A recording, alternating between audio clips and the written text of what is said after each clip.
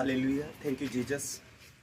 जो आज का विषय है वो आपको ये बताने के लिए है कि बहुत भाई लोग जो हमारे हैं, जो परमेश्वर में हैं, कुछ लोग कहते हैं कि जो परमेश्वर की देह है, जो परमेश्वर का लहू है, वो कुछ चर्चों में ओरिजिनल नहीं दिया जाता।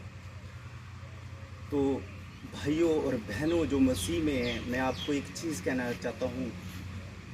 जिस रोटी को परमेश्वर का दास प्रभु की देह के लिए उसे कन्वर्ट करता है और वो वचन बोलता है कि ये परमेश्वर की देह है जो हमारे लिए तोड़ी गई है, ये प्रभु का लहू है जो जूस होता है, वो हमारे लिए बहाया गया।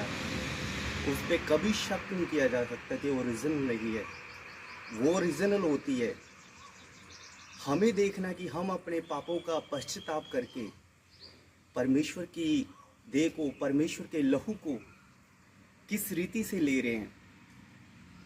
अगर हम पूरा वादा करके परमेश्वर के साथ और अपने गुनाहों का पश्चाताप करके, गुनाहों को छोड़ के, माफ़ी मांग के, अगर परमेश्वर की देह को, परमेश्वर के लहू को, जो वो रोटी है जो परमेश्वर के दास ने उसे तब्दील किया है परमेश्वर के देह में, और उस जूस को, जो परमेश्वर का जो जूस है, उसे परमेश्वर के ब्लड में जो तब्दील किया है, अगर हम फेथ करते हैं, विश्वास करते हैं कि सचमुच वो परमेश्वर की देह है, परमेश्वर का लहू है, वो हमारे शरीर में प्रवेश कर रहा है, तो मैं आपको ये कहना चाहता हूँ कि सचमुच वो हमारा जीवन बदल देगा।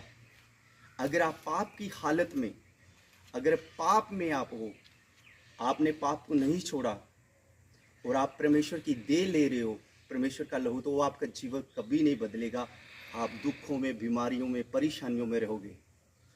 तो सुनना ध्यान से, अगर आपने प्रभु की देह को स्वीकार किया, प्रभु के लहू को स्वीकार किया है, ये नहीं कि आपने प्रभु की देह को स्वीकार किया, आपके प्रभु के लहू को स्वीकार किया और आप बुराइयों को नहीं छोड़ रहे।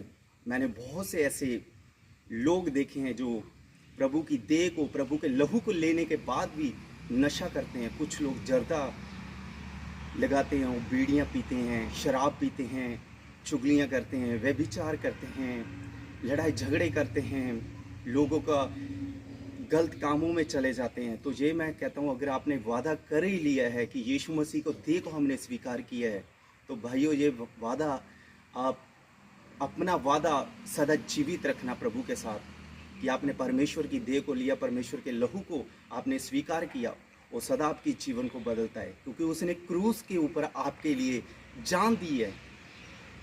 उसने कोड़े खाए आपके लिए, परमेश्वर ने, उसने कांटों का ताज पहनाया अपने सिर के ऊपर आपके लिए। तो भाइयों, चर्च कोई सा भी हो, ये नहीं कह रहा हूँ कि इस चर्च में ये जीवित प्रभु भोज है, दूसरी चर्च में ये ओरिजिनल प्रभु भोज नहीं है। प्रभु भोज ओरिजिनल होता है जब परमेश्वर का दास उसे वचन के द्वारा तब्दील करता, तो प्रभु की देह में, प्रभु के लहू में तब्दील।